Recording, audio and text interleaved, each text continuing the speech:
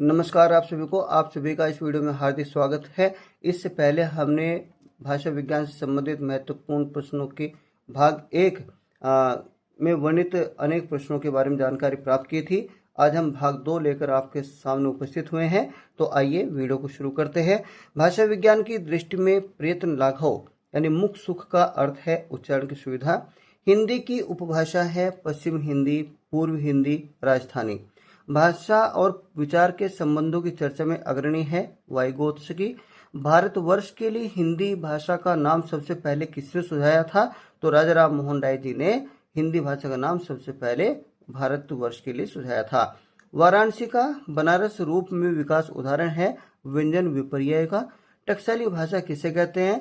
तो टकसाली भाषा परिनिष्ठित भाषा को कहा जाता है। भारत की संपर्क भाषा कौन सी है?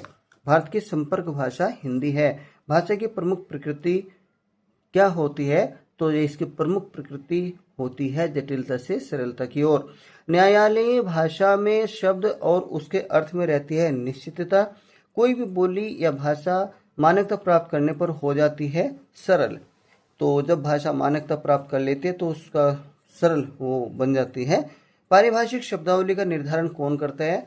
तो इसका निर्धारण भाषा वैज्ञानिक करते हैं। ज्ञान विज्ञान के तत्वों को व्यक्त करने वाली विशेष शब्दावली को क्या कहते हैं? तो इसको पारिभाषिक शब्दावली कहा जाता है। पंजाबी लिपि है गुरुमुखी, पंजाबी की जो लिपि है वो गुरुमुखी है। देवनागरी लिपि का सर्वप्रथम प्रयोग कहाँ हुआ था? तो जयभट्ट की शिलालेख में इसका सर्वप्रथम प्रयोग मिलता है। उत्तर प्रदेश सरकार द्वारा गठित लिपि सुधार परिषद की 28-29 नवंबर 1953 को हुई बैठक की अध्यक्षता की थी तत्कालीन उपराष्ट्रपति डॉक्टर सर्वपल्ली राधाकृष्णन जी ने। भाषा के 3 रूप होते हैं, मौखिक, लिखित और सांकेतिक भाषा। मुस्लिम शासकों के समय भारत में न्यायालयों की भाषा कौन सी थी? तो अरबी और फारसी। तो न्यायालयों की ये भाषा थी। हिंदी को विकास प्रदान करने वाली भाषा है अपभ्रंश। विभाषा किसे कहते हैं? हिंदी क्षेत्र की प्रमुख बोलियों को विभाषा कहा जाता है।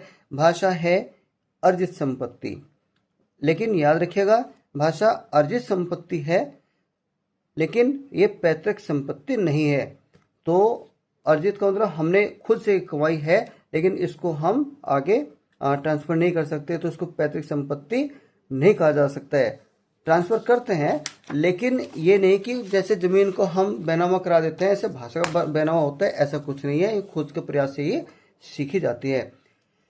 किस धातु से भाषा शब्द बना है? तो भाषा शब्द भाष धातु से निर्मित है। किस देश में हिंदी भाषा का प्रयोग लिखने व बोलने में किया जाता है? ये मॉरिशस में किया जाता है, जो हमारे लिए गर्व की बात है। आधुनिक भाषा विज्ञान का जनक कौन है? सोश्योर हिंदी आधुनिक भाषा विज्ञान के जनक हैं। हिंदी की वैज्ञानिक और तकनीकी शब्दावली मूलतः किस भाषा की शब्दावली का अनुवाद है? अंग्रेजी। कार्यालयीय हिंदी की भाषा कैसी होनी चाहिए? अभिधात्मक होनी चाहिए। राजभाषा आयोग के प्रथम अध्यक्ष कौन थे? तो बाल गंगाधर खेर थे। वैज्ञानिक शैली का तात्पर्य किस शैली से है? तो वस्तुनिष्ठ शैली से है। पारिभाषिक शब्दावली किसके लिए है? ज्ञान की किसी एक शाखा के जिज्ञासु के लिए है। भाषा की सार्थक लघुत्तम इकाई है शब्द। भाषा की लघुत्तम स्वतंत्र एवं सार्थक इकाई को क्या कहते हैं? शब्द कहते हैं। हिंदी भारत की कौन सी भाषा है? संपर्क भाषा है। हिंदी भाषा की संपर्क भाषा है। देखिए, ये भाषा की लघुत्तम स्वतंत्र और सार्थक इकाई के लिए कहा गया है तो शब्द है। लेकिन जब बात करते हैं कि भाषा की लघु सबसे छोटी इकाई क्या है, तो वर्ण है। हिंदी की कितनी उपभाषाएं हैं? प्रश्न है, हिंदी कितनी उपभाषाएं हैं? तो 5 उपभाषाएं हैं। हिंदी भाषी राज्य केंद्र शासित प्रदेश कौन कौन से हैं?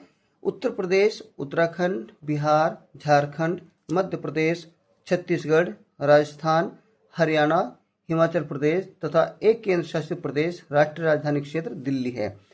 तो कुल मिलाकर 10 हैं। बोली का क्षेत्र जब थोड़ा विकसित हो जाता है और उसमें साहित्यिक रचना होने पर वह क्या बन जाती है? तो वह उपभाषा बन जाती है।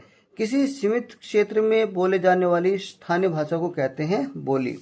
विभाषा का क्षेत्र बोली की अपेक्षा होता है विस्तृत। खसखुरा या गुरखाली भाषा है नेपाल की राजभाषा। हिंदी में अधिकांश शब्द किस भाषा से आए हैं? तो संस्कृत में हिंदी में बहुत सारे शब्द आए हैं। सिंधी भाषा का संबंध किससे है? तो सिंधी भाषा का संबंध ब्राचड़ अपभ्रंश से है। सिंधी भाषा का विकास अपभ्रंश की किस शाखा से हुआ है? तो ब्राचड़ शाखा से इसका विकास हुआ है। आधुनिक भाषाओं में किसका संबंध अपभ्रंश की पैशाची बोली से है?